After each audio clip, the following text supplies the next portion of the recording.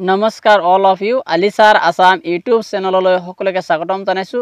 এইটো চেনেলত আপোনালোকে অসমৰ সকলো কম্পিটিটিভ এক্সামৰ বাবে ভিডিঅ'সমূহ লাভ কৰিব। এই ভিডিঅ'সমূহে আগন্তুক এক্সামসমূহত যথেষ্ট পৰিমাণে সহায় কৰিব। আপোনালোকে অনুগ্ৰহ কৰি মোৰ চেনেলটো সাবস্ক্ৰাইব কৰিব। ইয়াৰ আগৰ ভিডিঅ'সমূহত আসাম হিষ্ট্ৰীৰ ওপৰত 13টা ভিডিঅ' আপলোড কৰা হৈছে। আপোনালোকে অনুগ্ৰহ কৰি সেই ভিডিঅ'সমূহ চাই ল'ব আৰু এই ভিডিঅ'সমূহ আপোনালোকৰ বাবে একেবাৰে সিৰিয়ালি লৈ অহা হৈছে যাতে আপোনালোকে আসাম হিষ্ট্ৰী অতি সহজে মনত ৰাখিব পাৰে। আপোনালোকে অনুগ্ৰহ কৰি মোৰ চেনেলটো সাবস্ক্ৰাইব কৰিব। তুংখুঙীয়া ফৈদৰ প্ৰথমজন ৰজা কোন আছিল? যে তুংখুঙীয়া ফৈদৰ প্ৰথমজন ৰজা কোন আছিল? অপশন এ গবৰ Raja, option B Gadadhar Singha, option সি ৰুদ্ৰ সিংহ, অপশন ডি প্ৰমত্ত সিংহ। যে এই অপশন কেইটাৰ ভিতৰত আমি যদি চাওঁ ৰাইট অপশন হ'ব অপশন নাম্বাৰ এ। যে তুংখুঙীয়া ফৈদৰ প্ৰথমজন ৰজা আছিল গবৰ ৰজা। যে তুংখুঙীয়া ফৈদৰ প্ৰথম ৰজা আছিল গবৰ ৰজা।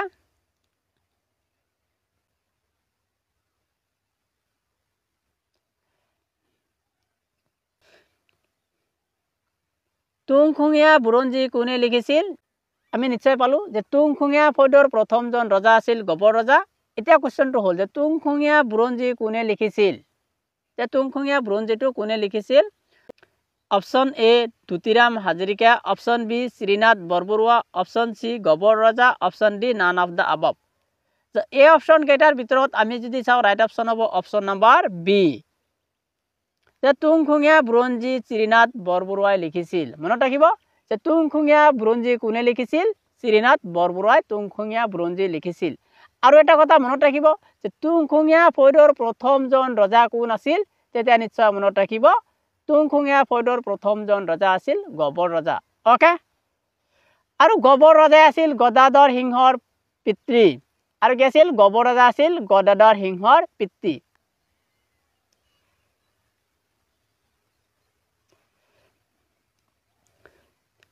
তলৰ কোনজন তুংখুঙীয়া বংশৰ ৰজা আছিল? যে তলত উল্লেখ কৰা ৰজাসমূহৰ ভিতৰত কোনজন তুংখুঙীয়া বংশৰ ৰজা আছিল? Option A Sudangpha, option B Sukapha, option C Pratap Singha, option D Gadadhar Singha. যে এই অপশন কেইটাৰ ভিতৰত আমি যদি চাওঁ ৰাইট অপশন হ'ব অপশন নাম্বাৰ ডি। যে গদাধৰ সিংহ। আমি নিশ্চয় পাই আহিলো যে গদাধৰ সিংহৰ পিতৃ কোন আছিল? গবৰ ৰজা। আৰু গবৰ ৰজা আছিল তুংখুঙীয়া বংশৰ প্ৰথমজন ৰজা। ওকে।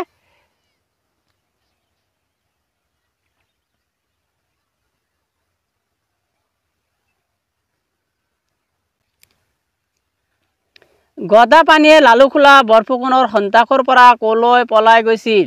যে গদাপাণিয়ে লালুখোলা বৰফুকনৰ সন্তাকৰ পৰা কলৈ পলাই গৈছিল?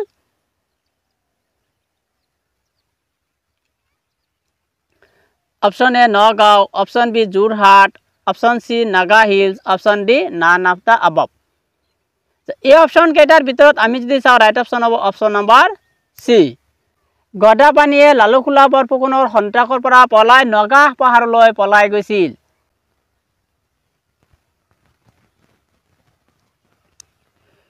দাউকিয়ালী কোনজন আহোম ৰজাই নিৰ্মাণ কৰিছিল? যে দাউকিয়ালী কোনজন আহোম ৰজাই নিৰ্মাণ কৰিছিল? Option A Gadadhar Singha, option B Sulikpha, option C Udatta Singha, option D none of the above. যে এই অপশন কেইটাৰ ভিতৰত আমি যদি চাওঁ ৰাইট অপশন হ'ব অপশন নাম্বাৰ বি। যে দাউকিয়ালী চুলিকফাই কি কৰিছিল? নিৰ্মাণ কৰিছিল। মনত ৰাখিব দাউকিয়ালী কোনে নিৰ্মাণ কৰিছিল? চুলিকফাই দাউকিয়ালী নিৰ্মাণ কৰিছিল। ওকে। আহোম বুৰঞ্জীত কাক নকল আহোম আখ্যা দিয়া হয়? যে আহোম বুৰঞ্জীত কাক নকল আহোম বা জলম বঁটা আখ্যা দিয়া হয়? যে আহোম বুৰঞ্জীত কাক নকল আহোম বা জলম বঁটা আখ্যা দিয়া হয়? Option A Dhutiram Hazarika, option B Srinath Borbarua, option C Kirtichandra Borbarua, option D none of the above. এই অপশন কেইটাৰ ভিতৰত আমি যদি চাওঁ ৰাইট অপশন হ'ব অপশন নাম্বাৰ সি। যে কীৰ্তিচন্দ্ৰ বৰবৰুৱাক আহোম বুৰঞ্জীত নকল আহোম আখ্যা দিয়া হয়। মনত ৰাখিব যে আহোম বুৰঞ্জীত কাক নকল আহোম আখ্যা দিয়া হয়? যে Kirtichandra বৰবৰুৱাক। Okay.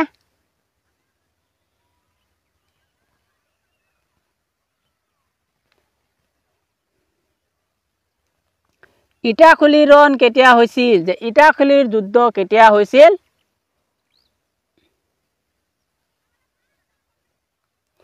Option A 1662, option B 1669, option C 1671, option D 1682। এই অপশন কেইটাৰ ভিতৰত আমাৰ ৰাইট অপশন হ'ব অপশন নম্বৰ ডি, যে ইটাখুলিৰ ৰণ 1682 হৈছিল। মনত ৰাখিব যে ইটাখুলিৰ ৰণ কেতিয়া হৈছিল? 1682। এইটো আছিল আহোম আৰু মোগলৰ শেষ যুদ্ধ, আৰু এইটো কাৰ শাসনকালত হৈছিল? গদাধৰ সিংহৰ শাসনকালত হৈছিল। নিশ্চয় মনত ৰাখিব যে আহোম আৰু মোগলৰ শেষ যুদ্ধ কোনজন আহোম ৰজাৰ শাসনকালত হৈছিল? যে গদাধৰ সিংহৰ শাসনকালত হৈছিল। কেতিয়া হৈছিল? 1682। ওকে,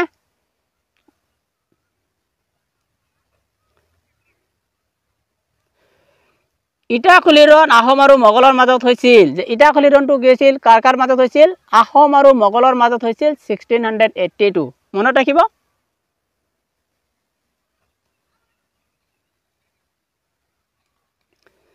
ইটাখুলিৰ ৰণত আহোমৰ সেনাপতি কোন আছিল? যে ইটাখুলিৰ ৰণত আহোমৰ সেনাপতি কোন আছিল? Option A Lachit Borphukan, option B Kalia Bhomora, option C Dihingia Alun Borbarua, option D none of the above. এই অপশন কেইটাৰ ভিতৰত আমি যদি চাওঁ ৰাইট অপশন হ'ব অপশন নম্বৰ সি, যে ডিঙ্গিয়া আলুন বৰবৰুৱা। যে ইটাখুলিৰ ৰণত আহোমৰ সেনাপতি আছিল ডিঙ্গিয়া আলুন বৰবৰুৱা। মনত ৰাখিব।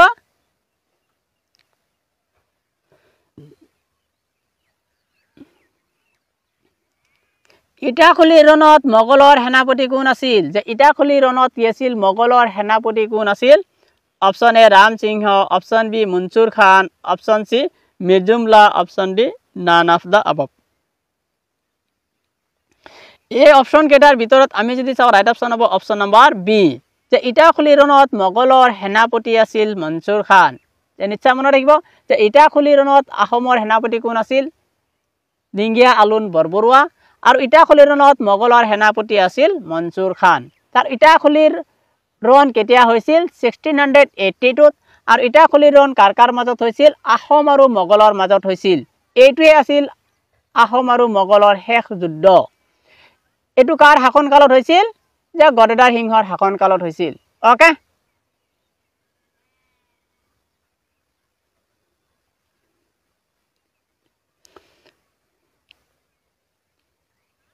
দদৰ আলি আৰু উমানন্দ মন্দিৰ কোনজন আহোম ৰজাই নিৰ্মাণ কৰিছিল? যে দদৰ আলি আৰু উমানন্দ মন্দিৰ কোনজন আহোম ৰজাই নিৰ্মাণ কৰিছিল? Option A Rudrasingha, option B Pratap Singha, option C Gadadhar Singha, option D Pramatta Singha. এই অপশন কেইটাৰ ভিতৰত আমি যদি চাওঁ ৰাইট অপশন হ'ব অপশন নম্বৰ সি, যে গদাধৰ সিংহ। দদৰ আলি আৰু উমানন্দ মন্দিৰ কি কৰিছিল? গদাধৰ সিংহই নিৰ্মাণ কৰিছিল। মনত ৰাখিব যে উমানন্দ মন্দিৰক পিকক আইলেণ্ড বুলি কোৱা হয়। যে উমানন্দ মন্দিৰটো কি বুলি কোৱা হয়? পিকক আইলেণ্ড। আৰু এইটোৱে আছিল আমাৰ কি? পৃথিৱীৰ ভিতৰত আটাইতকৈ সৰু নদীদ্বীপ। পৃথিৱীৰ ভিতৰত আটাইতকৈ সৰু নদীদ্বীপ হ'ল উমানন্দ। এইটো কথা মনত ৰাখিব। আৰু পৃথিৱীৰ ভিতৰত আটাইতকৈ ডাঙৰ নদীদ্বীপ হ'ল মাজুলী। ওকে,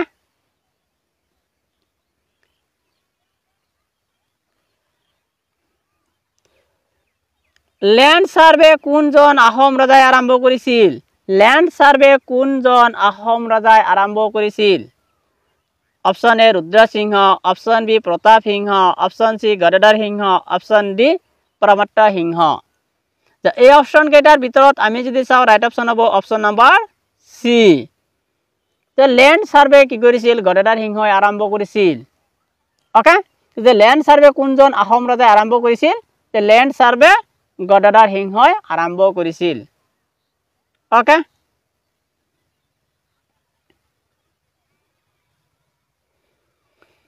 কোনজন আহোম ৰজাক লাই কোঁৱৰ বুলি জনা যায়? যে কোনজন আহোম ৰজাক লাই কোঁৱৰ বুলি জনা যায়? Option A Rudrasingha, option B Pratap Singha, option C Gadadhar Singha, option D Pramatta Singha. এই অপশন কেইটাৰ ভিতৰত আমি যদি চাওঁ ৰাইট অপশন হ'ব অপশন নম্বৰ এ, যে ৰুদ্ৰসিংহ। ৰুদ্ৰসিংহ কি বুলি জনা যায়? লাই কোঁৱৰ। মনত ৰাখিব যে লাই কোঁৱৰ বুলি কোনজন আহোম ৰজাক জনা যায়? তেতিয়া আমি নিশ্চয় ক'ব পাৰিব লাগিব ৰুদ্ৰসিংহ। ওকে,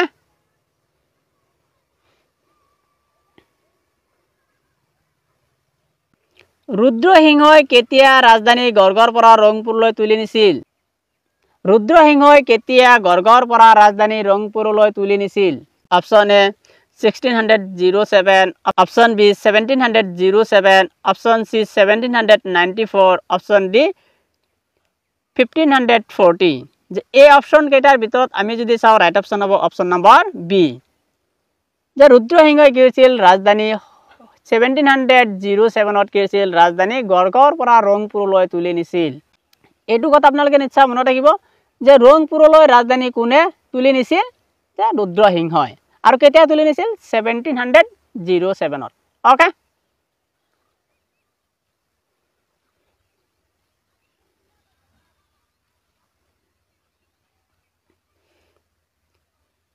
কবিৰাজ চক্ৰৱৰ্তী কোনজন আহোম ৰজাৰ ৰাজসভাৰ কবি আছিল যে কবিৰাজ চক্ৰৱৰ্তী কোনজন আহোম ৰজাৰ ৰাজসভাৰ কবি আছিল option A Rudrasingha option B Pratap Singha option C Gadadhar Singha option D Pramatta Singha এই অপশ্যন কেইটাৰ ভিতৰত আমি যদি চাও ৰাইট অপশ্যন হ'ব option number A Kaviraj Chakravarti ৰুদ্ৰসিংহৰ ৰাজসভাৰ কবি আছিল মনত ৰাখিব কবিৰাজ চক্ৰৱৰ্তী কোনজন আহোম ৰজাৰ ৰাজসভাৰ কবি আছিল তেতিয়া আমি নিশ্চয় ক'ব পাৰিব লাগিব ৰুদ্ৰসিংহ কাৰ ৰাজত্ব কালৰ পৰা আহোম মুদ্ৰাত সংস্কৃত ভাষা ব্যৱহাৰ কৰা হৈছিল কাৰ ৰাজত্ব কালৰ পৰা আহোম মুদ্ৰাত সংস্কৃত ভাষা ব্যৱহাৰ কৰা হৈছিল option A Rudrasingha option B Pratap Singha option C Gadadhar Singha option D Pramatta Singha এই অপশ্যন কেইটাৰ ভিতৰত আমি যদি চাও ৰাইট অপশ্যন হ'ব অপশ্যন নম্বৰ এ যে ৰুদ্ৰসিংহৰ সময়ৰ পৰা আহোম মুদ্ৰাত সংস্কৃত ভাষা ব্যৱহাৰ কৰা হৈছিল মনত ৰাখিব যে কোনজন আহোম ৰজাৰ সময়ৰ পৰা কি কৰিছিল আহোম মুদ্ৰাত সংস্কৃত ভাষা ব্যৱহাৰ কৰা হৈছিল তেতিয়া আমি নিশ্চয় ক'ব পাৰিব লাগিব ৰুদ্ৰসিংহ ওকে যে ৰুদ্ৰসিংহৰ শাসন কালৰ পৰা আহোম মুদ্ৰাত সংস্কৃত ভাষা ব্যৱহাৰ কৰা হৈছিল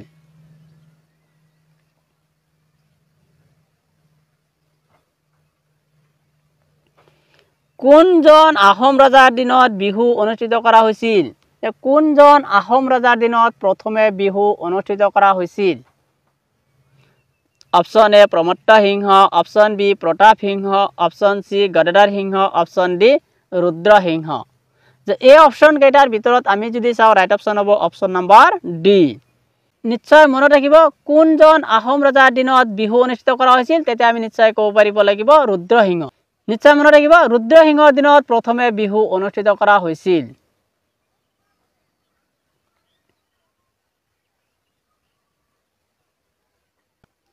জয়সাগৰ টেংক আৰু জয়দাল কোনজন আহোম ৰজাই নিৰ্মাণ কৰিছিল জয়সাগৰ টেংক আৰু জয়দাল কোনজন আহোম ৰজাই নিৰ্মাণ কৰিছিল option A Rudrasingha option B Pratap Singha option C Gadadhar Singha option D Pramatta Singha যে এই অপশ্যন কেইটাৰ ভিতৰত আমি যদি চাও ৰাইট অপশ্যন হ'ব অপশ্যন নম্বৰ এ যে জয়সাগৰ টেংক আৰু জয়দাল কি কৰিছিল ৰুদ্ৰসিংহই নিৰ্মাণ কৰিছিল মাতৃৰ স্মৃতিৰ বাবে যে ৰুদ্ৰসিংহৰ মাতৃ আছিল জয়মতী মনত ৰাখিব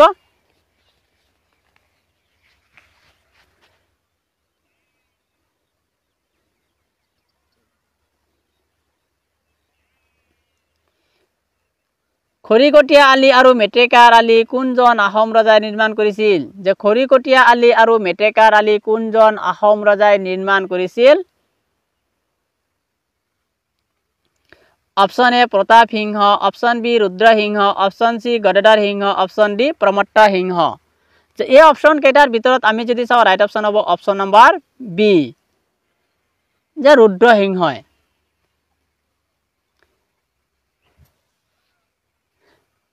খৰিকটীয়া আলি আৰু মেটেকাৰ আলি কি কৰিছিল ৰুদ্ৰসিংহই নিৰ্মাণ কৰিছিল মনত ৰাখিব যে খৰিকটীয়া আলি আৰু মেটেকাৰ আলি কোনজন আহোম ৰজাই নিৰ্মাণ কৰিছিল তেতিয়া আমি নিশ্চয় ক'ব পাৰিব লাগিব Rudrasingha okay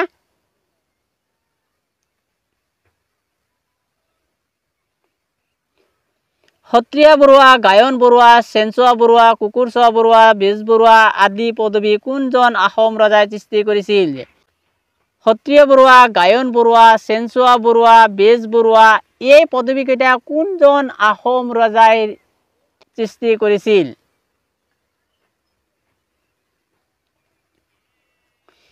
option A Rudrasingha option B Pratap সিংহ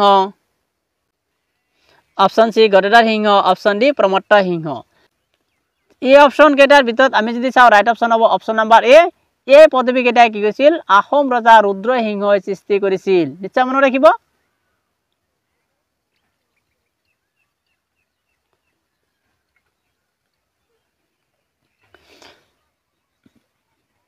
আজিৰ ভিডিওটো লাষ্ট কোৱেশ্চন ৰংঘৰ কোনজন আহোম ৰজাই নিৰ্মাণ কৰিছিল যে ৰংঘৰটো কোনজন আহোম ৰজাই নিৰ্মাণ কৰিছিল option A Rudrasingha option B Pratap Singha option C Gadadhar Singha option D Pramatta Singha যে এই অপশন কেইটাৰ ভিতৰত আমি যদি চাওঁ ৰাইট অপশন হ'ব অপশন নম্বৰ ডি যে প্ৰমত্ত সিংহ আপোনালোকে এটা কথা নিশ্চয় মনত ৰাখিব ৰংঘৰ প্ৰথমে কি কৰিছিল ৰুদ্ৰসিংহই নিৰ্মাণ কৰিছিল যে কোনে প্ৰথমে ৰংঘৰ নিৰ্মাণ কৰিছিল ৰুদ্ৰসিংহই ৰংঘৰটো কোনে পুনৰ নিৰ্মাণ কৰিছিল প্ৰমত্ত সিংহই সেইকাৰণে এতিয়া ৰংঘৰৰ বিষয়ে প্ৰশ্ন আহিলে হেতু কি হয় প্ৰমত্ত সিংহটোৱে ৰাইট অপশন হয় আৰু কোন এটা প্ৰশ্ন যদি কি নাথাকে প্ৰমত্ত সিংহ নাথাকে তেতিয়া হলে কি হ'ব ৰুদ্ৰসিংহৰ নামটো হ'ব ওকে